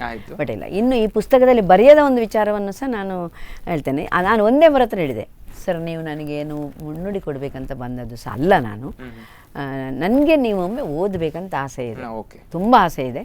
ನೀವು ಒಮ್ಮೆ ಈ ಪುಸ್ತಕ ಓದಬೇಕು, ನನಗೆ ಒಂದು ಒಪಿನಿಯನ್ ಹೇಳಬೇಕು ಅಂತ ಹೇಳಿದೆ. ಸೊ ಒಂದು ದಿವಸ ಫೋನ್ ಮಾಡಿದೆ ನಾನು, ಯಾಕಂದರೆ ವಿಶ್ವ ಸಮ್ಮೇಳನದಲ್ಲಿ ಈ ಪುಸ್ತಕ ಬಿಡುಗಡೆ ಆಗಬೇಕು ಅಂತ ಜಾನಕಿ ಅವರು ಹೇಳಿದರು. ಆದ್ದರಿಂದ ನಾನು ಒಂದ್ಸಲ ಫೋನ್ ಮಾಡಿದಾಗ ಹೇಳಿದ್ರು, ಅವ್ರು ತುಂಬ ಬ್ಯುಸಿ ಇರುವ ಮನುಷ್ಯ, 1 ನಿಮಿಷ ಪುರ್ಸೋದಿಲ್ಲ, ಅವರದ್ದು ಟೈಮ್ ವೆರಿ ಪ್ರೆಷಸ್. ಆಗ ಹೇಳಿದ್ರು ಅವರು, ಸುಲೋಚನಕ್ಕ ನಾನು ಓದ್ತಾ ಇದ್ದೇನೆ, ನಾನು ಓದೋದೇನು ಹೇಳಲಿಕ್ಕೆ ಆಗೋದಿಲ್ಲ, ಪೂರ್ತಿ ಓದಿ ನಿಮಗೆ ನಾನೇ ಫೋನ್ ಮಾಡ್ತೇನೆ ಅಂತ. ಹೇಳಿದ ಮಾತನ್ನು ಉಳಿಸಿಕೊಂಡು ಒಂದು ವಾರದೊಳಗೆ ಅವರು ನನಗೆ ಫೋನ್ ಮಾಡಿ ಹೇಳಿದರು, ನಿಮ್ಮದು ರೆಡಿ ಇದೆ, ತಗೊಂಡು ಹೋಗಿ ಅಂತ. ಅದಕ್ಕೆ ನಾನು ಫಾರ್ವರ್ಡ್ ಬರೆದಿದ್ದೇನೆ, ತಗೊಂಡು ಹೋಗಿ, ನಾನು ಇಲ್ಲದೇ ಇದ್ದರೂ ಮನೆಯಲ್ಲಿ ಕೊಡ್ತಾರೆ, ತಗೊಂಡೋಗಿ. ನಾನು ಮಂಗಳೂರಿಗೆ ಹೋಗಿ ಹಿಡ್ಕೊಂಡು ಬಂದಿದ್ದೇನೆ. Okay okay. ಸೊ ಅದನ್ನು ಯಾರು ಸಾಧಾರಣ ಮಟ್ಟಿಗೆ ನನಗೆ ಗೊತ್ತಿದ್ದ ಹಾಗೆ ಸ್ವಲ್ಪ ಜನರ ಹತ್ರ, ಡಾಕ್ಟರ್ಸ್ ಹತ್ರ ಎಲ್ಲ ಕೇಳಿದೆ, ರಿಕ್ವೆಸ್ಟ್ ಮಾಡಿದೆ, ಅದನ್ನು ತುಳುವಿಗೆ ನಾನು ಮಾಡ್ತೇನೆ, ಕನ್ನಡಕ್ಕೆ ಮಾಡಿಕೊಡಿ ಅಂತ. ಯಾವ ಡಾಕ್ಟರ್ ಒಪ್ಪಲಿಲ್ಲ ಮಾಡಲಿಕ್ಕೆ. Okay, so nice. ನೀವು ಹಾಗೆ ಇಡಿ ಅಂತ ಹೇಳಿದರು. 3 ಭಾಷೆಯಲ್ಲಿ ಅವರ ಇಂಗ್ಲೀಷನ್ನು ಹಾಗೆ ಇಟ್ಟಿದ್ದೇನೆ, ಇದ್ದವರು ಓದಲಿ ಅಂತ.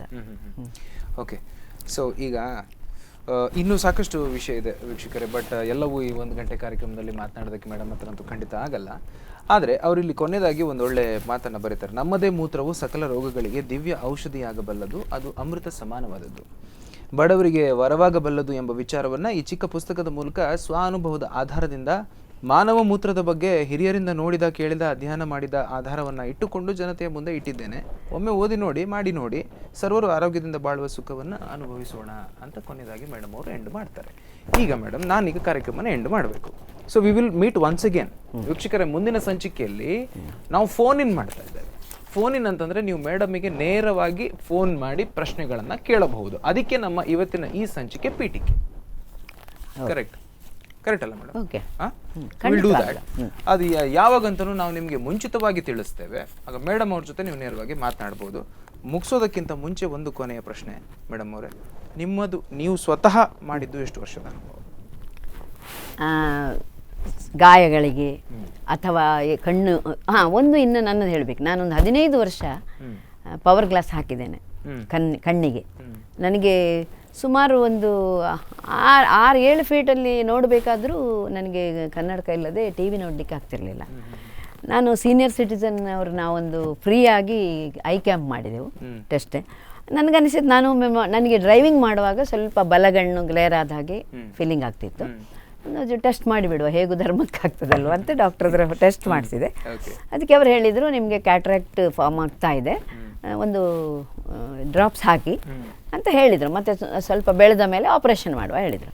ನಾನು ಹೇಳಿದೆ, ಈ ಆಪ್ರೇಷನ್ಗೆ ಬೇಡ ಹೇಳಿದೆ. ಮನೆಗೆ ಬಂದು ಅವರ ಚೀಟಿಯನ್ನು ಅಲ್ಲೇ ಹರಿದಾಕಿದ್ದು ಕಸದ ಬಟ್ಟಿಗೆ ಹಾಕಿದೆ, ನನ್ನ ಡ್ರಾಪ್ಸನ್ನೇ ಆಗಲಿ ಶುರು ಮಾಡಿದೆ. ಈಗ ನಾನು ಕನ್ನಡಕ ಇಲ್ಲದೆ ಈಗ ಓದ್ತೇನೆ. And you are 68? ರನ್ನಿಂಗ್ 68. ಮತ್ತು ನಾನು ಸೇವನೆ ಮಾಡ್ತೇನೆ, ಧೈರ್ಯವಾಗಿ ಹೇಳ್ತೇನೆ, ನಾನು ಸೇವನೆ ಮಾಡ್ತೇನೆ. ಆದರೆ ನನಗೆ ಅದರದ್ದು ಎಲ್ಲಿಯವರೆಗೆ ನನಗೆ ಅದರದ್ದು ಬೆನಿಫಿಟ್ ಸಿಗ್ತದೆ ಇದೆ ಅಂತ ಗೊತ್ತಾಗ್ತದೆ ಅಂದರೆ, ನಾನು ಎಲ್ಲಿಯಾದರೂ ಟ್ರೈನಿಂಗ್ಗಳಿಗೆ ರಿಸೋರ್ಸ್ ಪರ್ಸನ್ ಆಗಿ ಹೊರಗೆ ಜಿಲ್ಲೆಗಳಿಗೆಲ್ಲ ಹೋದಾಗ ನನಗೆ ಸೇವನೆ ಮಾಡಲಿಕ್ಕೆ ಆಗೋದಿಲ್ಲ. ಹೌದು, ಯಾಕಂದರೆ ಬೇರೆ ಟಾಯ್ಲೆಟ್ಗಳಲ್ಲೆಲ್ಲ ನಾನು ಉಪಯೋಗಿಸೋದಿಲ್ಲ. ಅಂದರೆ ಅದು ಹೇಗೇಗೋ ಇರ್ತದೆ ಅಂತ ಭಯ ಒಂದಿರ್ತದಲ್ಲ, ಮಾಡೋದಿಲ್ಲ. ಆಗ ನಾನು ಒಂದು 8 ದಿವಸ ಸೇವನೆ ಮಾಡದೆ ಬಂದಾಗ ಆಗ ನನಗೆ ಪ್ರಾಯ ಆಗಿದೆ, ಮೈಕೈ ನೋವಾಗ್ತಾ ಇದೆ, ಎಲ್ಲ ಗೊತ್ತಾಗ್ತದೆ. ಓ ಎಸ್. ಓಕೆ, ಸೊ ಮೇಡಮ್ ಅವರೇ, ತುಂಬ ಥ್ಯಾಂಕ್ಸ್. ಇದೊಂದು ಪೀಠಿಕೆ ಆಯಿತು. ಮುಂದಿನ ಸಂಚಿಕೆಯಲ್ಲಿ ಮತ್ತೆ ಇನ್ನಷ್ಟು ರೋಚಕವಾದಂಥ ನಿಮ್ಮದೇ ಪುಸ್ತಕದ ವಿಷಯಗಳನ್ನು ಇಟ್ಕೊಂಡು ನಾವು ಮಾತಾಡೋಣ. Thank you very much. ನಿಮಗೆ ತುಂಬ ತುಂಬ ಥ್ಯಾಂಕ್ಸ್. ನನಗೂ ಒಂದು ತುಂಬ ವೀಕ್ಷಕರಿಗೆ ಕುತೂಹಲಕಾರಿಯಾದ ವಿಷಯ ಇದಾಗಿರ್ಬೋದು. ದಯವಿಟ್ಟು ಇದನ್ನು ವೀಕ್ಷಿಸಿ ಮಾಡಿ ನೋಡಿ ಅಂತ ನಾನು ಹೇಳೋದು. ಅದೇ ನೆಕ್ಸ್ಟ್ ಇದರಲ್ಲಿ ಆದರೆ ಹಾರ್ಮಂತೂ ಖಂಡಿತ ಇಲ್ಲ ಎಂಬುದನ್ನು ನಾನು ಧೈರ್ಯವಾಗಿ ಹೇಳಬಲ್ಲೆ. ಘಂಟಾಘೋಷವಾಗಿ ಹೇಳ್ತಾ ಇದ್ದೀರಿ. ಹೌದು, ಟಿವಿಯಲ್ಲಿ ಖಂಡಿತ ಹಾರ್ಮ್ ಇಲ್ಲ, ಮಾಡಿ ನೋಡಿ ಅಷ್ಟೇ. ಎಸ್, ಸ್ವಾನುಭವಕ್ಕಿಂತ ದೊಡ್ಡ ಅನುಭವ ಜಗತ್ತಿನಲ್ಲಿ ಯಾವುದೂ ಇಲ್ಲ. ಮತ್ತು ಈಗ ಸೈನ್ಸ್ ಕೂಡ ಹೇಳ್ತದೆ, ಮೆಡಿಕಲ್ ಸೈನ್ಸ್ ಕೂಡ ಹೇಳ್ತದೆ. ಒಂದು ಮಧ್ಯಪ್ರಾಚ್ಯದಲ್ಲೆಲ್ಲ B.M. ಹೆಗ್ಡೆಯವರು ಬಹುಶಃ ಅವರ ಇದರಲ್ಲಿ ಸಹ ಬರೆದಿದ್ದಾರೆ. ಅಲ್ಲಿ ಏನಂದರೆ, ಅದು ಸೈಂಟಿಫಿಕಲಿ ಪ್ರೂವ್ ಆಗಬೇಕಂತೇಳಿ ಇಲ್ಲ, ಅನುಭವದಿಂದ ಬಂದ ಮೆಡಿಸಿನ್ಸ್ ಒಂದು. ಮತ್ತು ಇನ್ನೊಂದು ವೀಕ್ಷಕರಿಗೆ ಹೇಳಲಿಕ್ಕೆ ಬಯಸ್ತೇನೆ, ಈಗ ನಮ್ಮ ಸರ್ಕಾರ ಕೂಡ ಇದರ ಬಗ್ಗೆ ಯೋಚನೆ ಮಾಡ್ತಾ ಇದೆ. ಏನಂದರೆ, ಎಲ್ಲ ರೀತಿಯ ಮೆಡಿಕಲ್ ಟ್ರೀಟ್ಮೆಂಟ್ಗಳು, ನ್ಯಾಚುರೋಥೆರಪಿ ಇರ್ಬೋದು, ಗಿಡಮೂಲಿಕೆಗಳದ್ದಿರ್ಬೋದು, ಅಂತೂ 2020 ಆರೋಗ್ಯ ಭಾರತ ಪ್ರೋಗ್ರಾಮ್ ಇದೆ ಸೆಂಟ್ರಲ್ ಗೌರ್ಮೆಂಟ್ ಇದ್ದು, ಅದು ಮಾಡಬೇಕಂತ ಹಳ್ಳಿ ಮದ್ದು, ನಾಟಿ ಮದ್ದು, ಯಾವುದೇ ರೀತಿಯ ಫಾರ್ಮಲ್ ಅಲ್ಲ ಇನ್ಫಾರ್ಮಲ್ ಇದನ್ನು ಒಂದು ಸೆಮಿನಾರ್ಸ್ಗಳು ಕೂಡ ಆಗ್ತಾ ಇದೆ ಅಂತ ಒಬ್ಬರು ಮೊನ್ನೆ ಡಾಕ್ಟ್ರ್ ಈ ಪುಸ್ತಕವನ್ನು ತಗೊಂಡವರು ಹೇಳಿದರು. ನಾನು ಓದ್ತೇನೆ. ನಮ್ಮಲ್ಲಿ ತುಂಬ ಕ್ಯಾನ್ಸರ್ ಪೇಷಂಟ್ಗಳೆಲ್ಲ ಗೊತ್ತಿದ್ದವರು ಇರ್ತಾರೆ, ಅವರಿಗೆ ಪಾಪ ಅಫೋರ್ಡ್ ಮಾಡಲಿಕ್ಕೆಲ್ಲ ಆಗದವರಿಗೆ ಆಗ್ತದಾದರೆ ಹೇಳ್ಬೋದಲ್ವ ಅಂತ ಕೊಂಡೋಗಿದ್ದಾರೆ. ಡಾಕ್ಟರ್ಸ್ ಕೂಡ ಓದ್ತಾ ಇದ್ದಾರೆ. So I am happy. ಮತ್ತು ಒಳ್ಳೆಯ ರೆಸ್ಪಾನ್ಸ್ ಇದೆ. ನನಗೆ ಪುಸ್ತಕ ಒಂದು ಹೋಗದಿದ್ದರೂ ಅಷ್ಟೊಂದು ಹೋಗಲಿಕ್ಕೆ ನಾನು ಅದಕ್ಕೆ ಹೆಚ್ಚು ಅದರ ಬಗ್ಗೆ ಗಮನ ಹರಿಸಲಿಲ್ಲ. ಆದರೆ ಫೋನ್ ಕಾಲ್ಗಳು ನನಗೆ ಖಂಡಿತ ಬರ್ತವೆ. ಸ್ಪೆಷಲ್ ವಿಚಿತ್ರವಾದಂತಹ ಕೇಸುಗಳನ್ನು ಈಗ ಹ್ಯಾಂಡಲ್ ಮಾಡ್ತಾ ಇದ್ದೇನೆ. ಹೌದು. Yes madam, thank you very much. So ವೀಕ್ಷಕರೇ, ಇದು ಈ ಹೊತ್ತಿನ ನಮ್ಮ ವಿಶೇಷ ಕಾರ್ಯಕ್ರಮ. ನೋಡಿ, ಮುಂದಿನ ಸಂಚಿಕೆಯಲ್ಲಿ ಮೇಡಮ್ ಅವರ ಮತ್ತಷ್ಟು ಅದೇ ನಾನು ಹೇಳಿದಾಗೆ ಅದು ಹೇಗೆ ಮಾಡಬೇಕು, ಯಾರು ಮಾಡಬೇಕು, ಯಾವಾಗ ಮಾಡಬೇಕು, ಹೇಗೆಲ್ಲ ಮಾಡಬೇಕು, ಇದೆಲ್ಲದ್ರ ಬಗ್ಗೆ ಡೀಟೇಲ್ ಆಗಿ ಮಾತಾಡೋಣ. ಮತ್ತು ನೀವು ಕಾಲ್ ಮಾಡಿ ಕೂಡ ನೀವು ನಿಮ್ಮ ಪ್ರಶ್ನೆಗಳನ್ನು ಮೇಡಮ್ ಅವ್ರ ಹತ್ರ ಕೇಳಬಹುದು. ಸೊ ಕಾರ್ಯಕ್ರಮ ಮುಗಿಸೋದಕ್ಕಿಂತ ಮುಂಚೆ ವೀಕ್ಷಕರೇ, ಮೇಡಮ್ ಅವ್ರದ್ದೇ ಮಾತು, ಸ್ವ ಅನುಭವಕ್ಕಿಂತ ಮಿಗಿಲಾದಂಥ ಅನುಭವ ಇನ್ನೊಂದಿಲ್ಲ. ಸಾರ್ವತ್ರಿಕವಾಗಿ ಒಪ್ಪುವಂತಹ ಸತ್ಯ. ನಿಮ್ಮೂರಿನ ನಿರಂತರ ಸುದ್ದಿ ಮತ್ತು ಮನೋರಂಜನೆಗೆ ನೋಡ್ತಾನೆ ಇರಿ ಸ್ಪಂದನ. ನಮಸ್ಕಾರ.